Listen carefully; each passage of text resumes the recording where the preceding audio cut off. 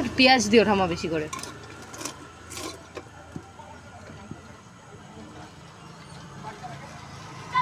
আমরা সিঙ্গারা টিঙ্গারা করো না? না সব বন্ধ করে দিচ্ছি ভাই, পারি না, শরীরে আর কুলোচ্ছে না। কি কি কি কি কি কি রাখছো বলো তোমার দোকানে? ফুচকা দুধ নিয়ে আসছি 10 টাকার ফুচকায় কয়টা দিচ্ছ?